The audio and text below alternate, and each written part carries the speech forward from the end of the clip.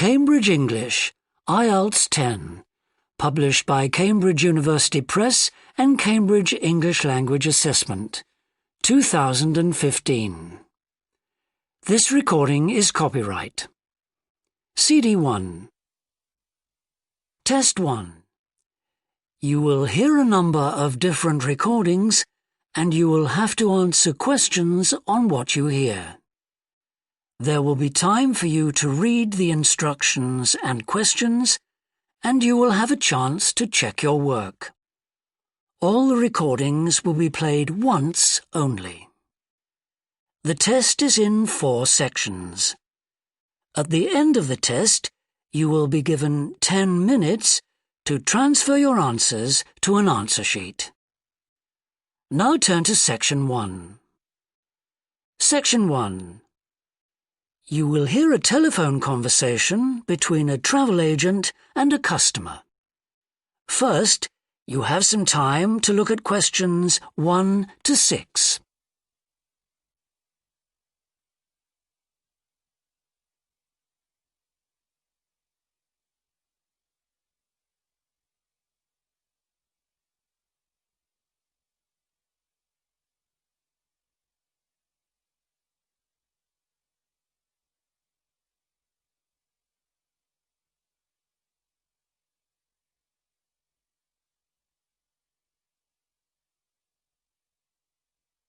You will see that there is an example that has been done for you.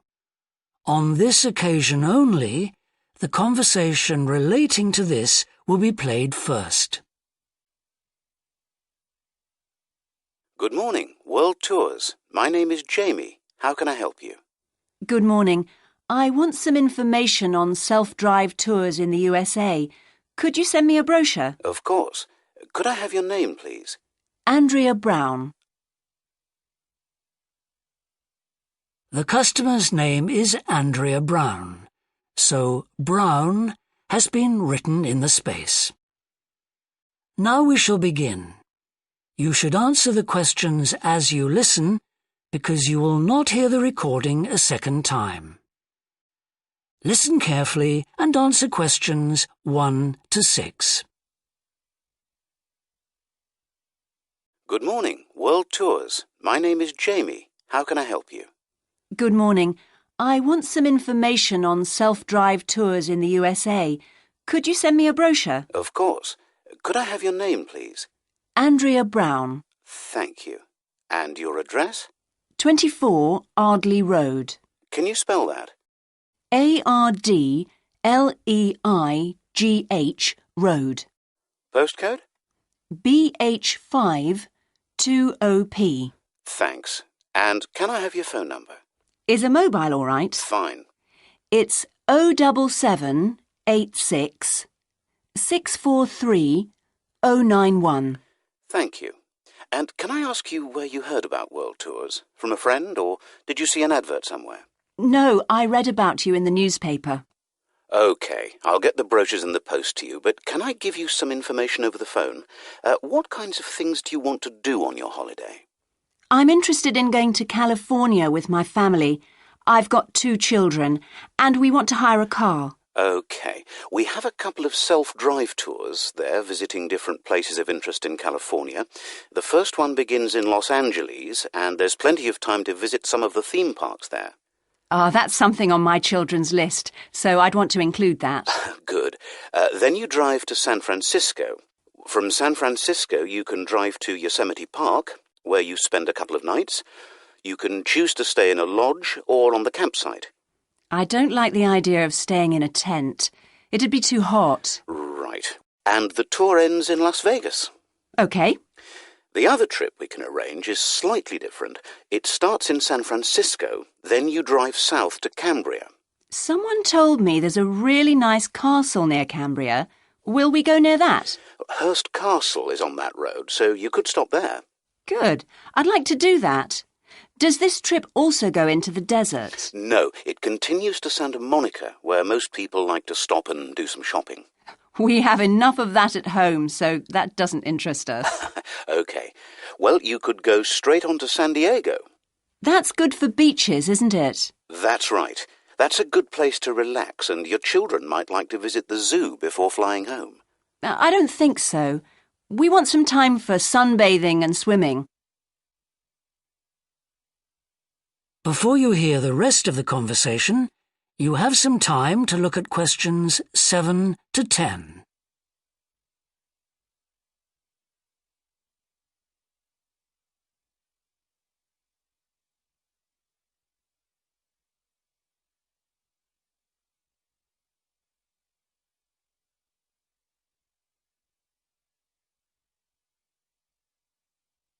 Now listen and answer questions 7 to 10. So, how many days are the trips and how much do they cost? The first one I told you about is a self-drive tour through California, which lasts 12 days and covers 2,020 kilometres. The shortest journey is 206 kilometres, and the longest is 632 kilometres. The cost is £525 per person. That includes accommodation, car rental, and a flight, but no meals. OK. And the other trip? That lasts 9 days, but you spend only 3 days on the road. You cover about 980 kilometres altogether. So is that cheaper then? Yes, it's almost £100 cheaper. It's £429 per person, which is a good deal. So that covers accommodation and car hire. What about flights? They aren't included, but these hotels offer dinner in the price. OK. Well, thank you very much. I'll be in touch when I've had a chance to look at the brochure. I'm pleased to help. Goodbye. Goodbye. That is the end of section 1. You now have half a minute to check your answers.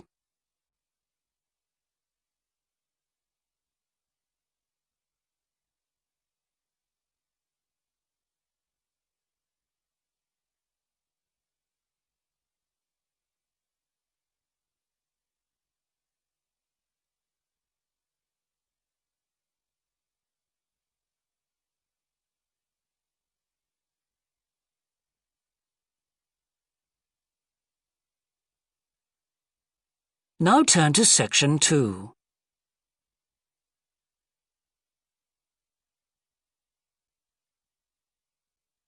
Section 2. You will hear a fitness manager of a leisure club talking to some new members. First, you have some time to look at questions 11 and 12.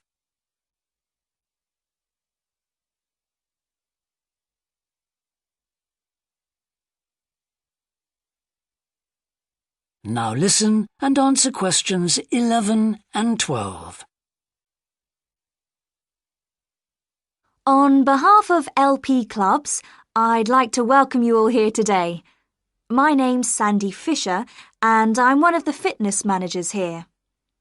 Before we start our tour of the club, I'll just run through some basic information about the facilities we have here, including recent improvements, and explain the types of membership available.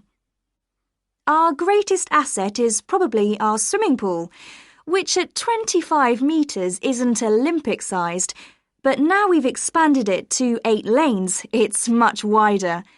This means there are rarely more than a couple of people at a time in each lane.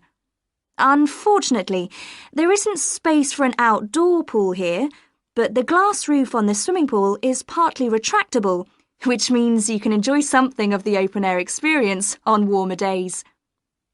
Our recently refurbished fitness suite has all the latest exercise equipment, including 10 new running machines and a wide range of weight training machines. Each member is given full training in how to operate the equipment, and there is always a trainer on duty to offer help and advice. Although we do have adult-only times after 6 and at certain times at weekends, children are well catered for. Older children continue to benefit from a wide range of tuition, anything from trampolining to yoga. Before you hear the rest of the talk, you have some time to look at questions 13 to 20.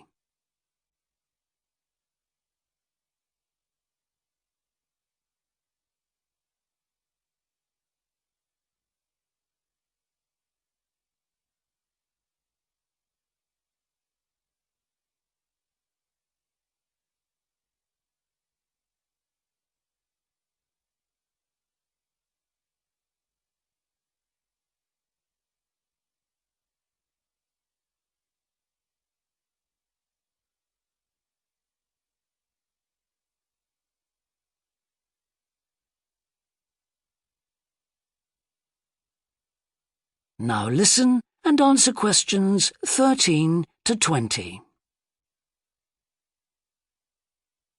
One thing all our members appreciate about us is that we take very good care of them.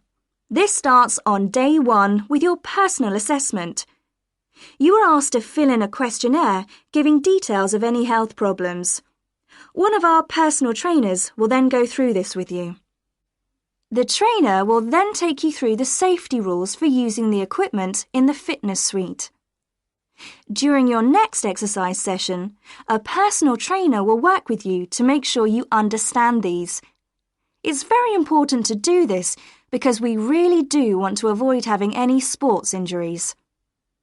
There's a lot more to looking after yourself than simply lifting weights. At the end of the personal assessment, the trainer will draw up a plan outlining what you should try to achieve within a 6-week period. This will then be reviewed at the end of the 6 weeks. Now, I'll just quickly run through the types of membership we have available. All members must pay a joining fee of £90 in addition to the rates for the monthly membership fees. Gold membership entitles you to free entry at all LP clubs. There are now LP clubs in all major cities and towns, so if you travel a lot, this will be a great advantage. Individual gold membership costs £50 a month, and joint membership for you and your partner will cost £75. Premium membership is for professional people whose work commitments make it difficult for them to use the club during the day, and so LP gives booking preferences to Premier members at peak times. This means you'll find it easier to book the sessions at times that suit you.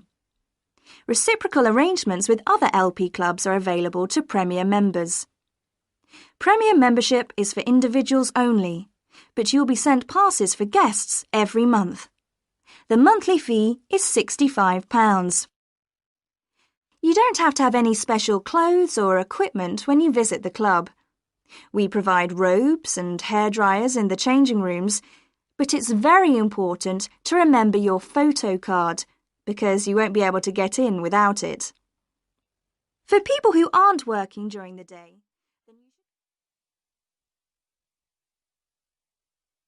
That is the end of section 2. You now have half a minute to check your answers.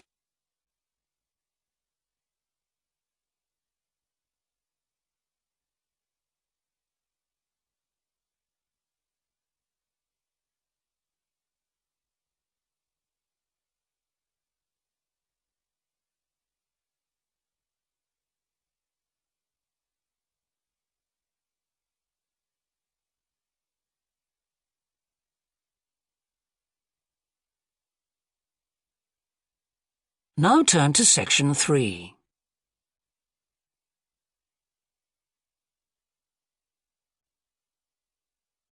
Section 3. You will hear a student called John talking to a professor about a design competition he is entering. First, you have some time to look at questions 21 to 25.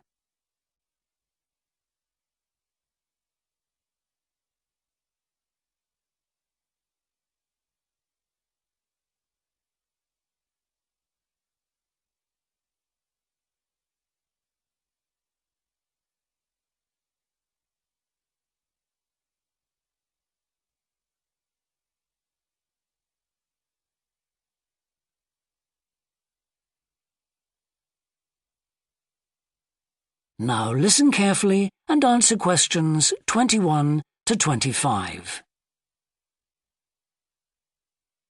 Hello, Professor. I'm John Wishart. I'm working on my entry for the Global Design Competition. My tutor said you might be able to help me with it. Ah, yes, I got a copy of your drawings. Come in and tell me about it. What sort of competition is it? Well, it's an international design competition, and we have to come up with a new design for a typical domestic kitchen appliance. I see. And are there any special conditions? Does it have to save energy, for example? Actually, that was the focus in last year's competition. This year's different. We have to adopt an innovative approach to existing technology using it in a way that hasn't been thought of before. I see, that sounds tricky. And what kitchen appliance have you chosen? Well, I decided to choose the dishwasher. Interesting. What made you choose that? Well, they're an everyday kitchen appliance in most Australian houses, but they're all pretty boring and almost identical to each other. I think some people will be prepared to pay a little extra for something that looks different. It's a nice idea. I see you've called your design the rock pool. Why is that? Basically because it looks like the rock pools you find on a beach. The top is made of glass so that you can look down into it. And there's a stone at the bottom. Is that just for decoration? Actually, it does have a function. Instead of pushing a button, you turn the stone. So it's really just a novel way of starting the dishwasher. That's right. It's a really nice design, but what makes it innovative? Well, I decided to make a dishwasher that uses carbon dioxide. In place of water and detergent? How will you manage that? The idea is to pressurise the carbon dioxide so that it becomes a liquid. The fluid is then released into the dishwasher where it cleans the dishes all by itself. Sounds like a brilliant idea. Your system will totally do away with the need for strong detergents. So what happens once the dishes are clean? Well, to allow them to dry, the liquid carbon dioxide and the waste materials all go to an area called the holding chamber. That's where the liquid is depressurised and so it reverts to a gas. Then the oil and grease are separated out and sent to the waste system. It sounds like you've thought it all out very thoroughly. So what happens to the carbon dioxide once the process is complete? Not wasted, I hope. Actually, that's where the real savings are made. The carbon dioxide is sent back to the cylinder and can be used again and again. What a terrific idea. Do you think it will ever be built? Probably not, but that's okay. Well, I'm sure a lot of positive things will come out of your design. Before you hear the rest of the discussion, you have some time to look at questions 26 to 30.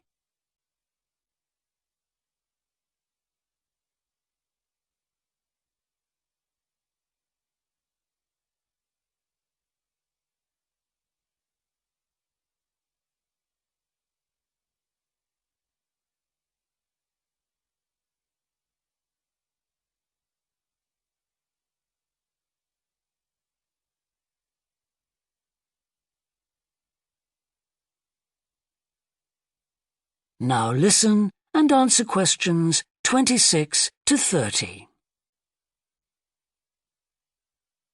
Now, you seem to have thought about everything, so what exactly did you need me to help you with?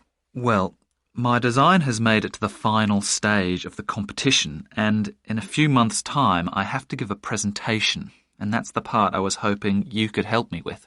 Right, well, that should be easy enough. What have you managed to do so far? Well, I've got detailed drawings to show how it will work, and I've also written a 500-word paper on it. I see. Well, if you want to stand a good chance of winning, you really need a model of the machine. Yes, I thought I might, but I'm having a few problems. What's the main difficulty so far? Let me guess. Is it the materials? Yes. I want it to look professional, but everything that's top quality is also very expensive. Look, projects like this are very important to us. They really help lift our profile. So why don't you talk to the university about a grant? Oh. I can help you fill out the application forms if you like. Oh, that would be great. You'd better show me this paper you've written as well. For a global competition such as this, you need to make sure the technical details you've given are accurate and thorough. Oh, that would be a great help. Is there anything else I can do? Well, I'm really nervous. That is the end of section 3. You now have half a minute to check your answers.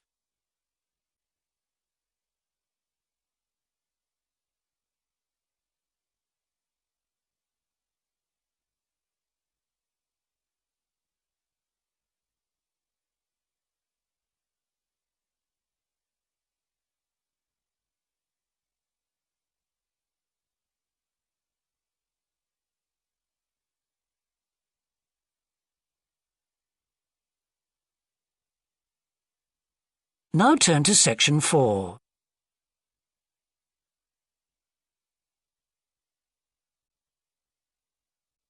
Section 4. You will hear a university lecture about an endangered bear in British Columbia, Canada, known as the spirit bear. First, you have some time to look at questions 31 to 40.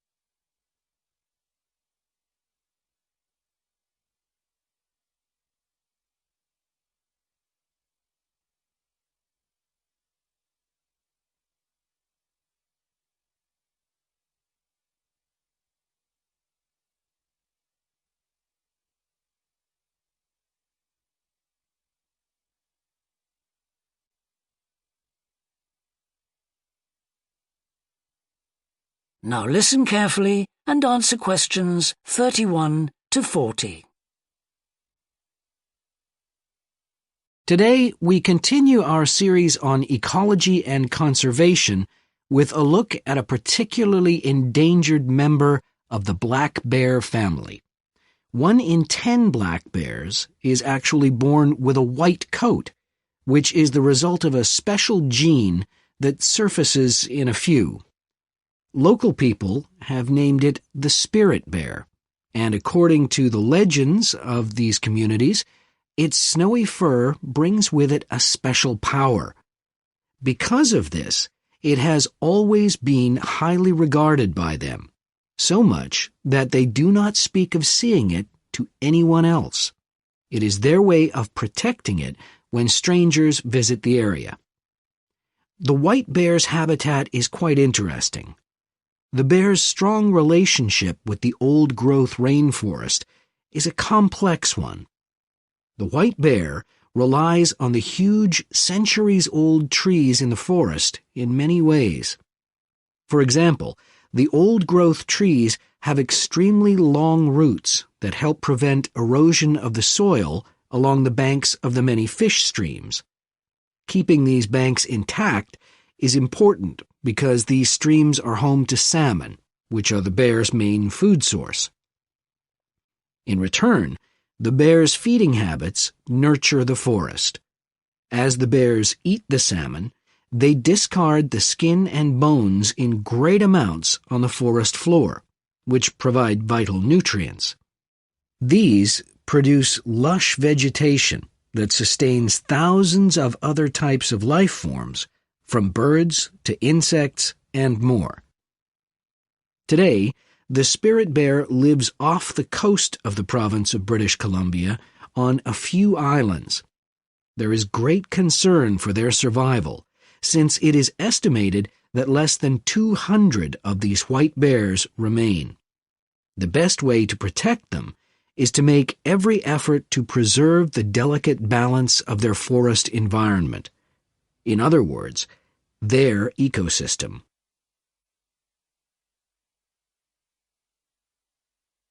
The greatest threat to the bear's existence is the loss of its habitat. Over many years, logging companies have stripped the land by cutting down a large number of trees.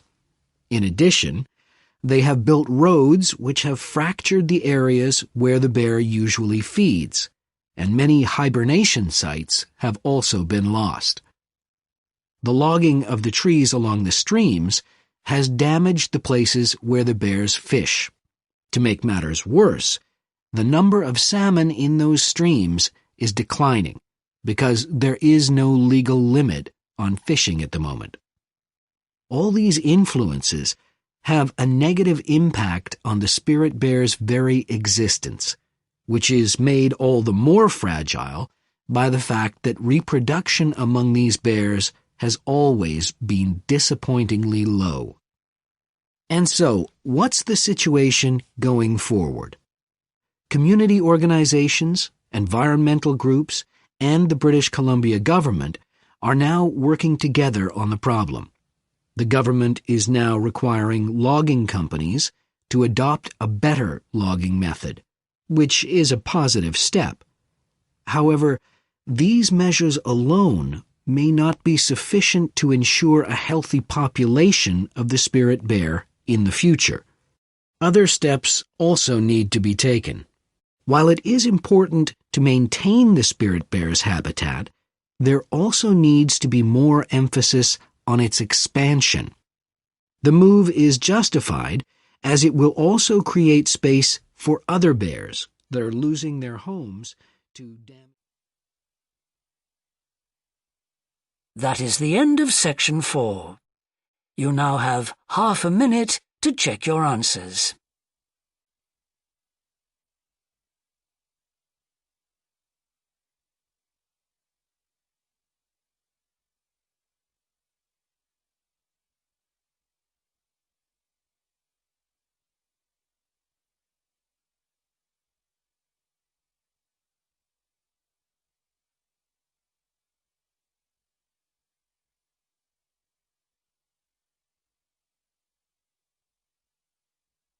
That is the end of the listening test. In the IELTS test, you would now have 10 minutes to transfer your answers to the answer sheet.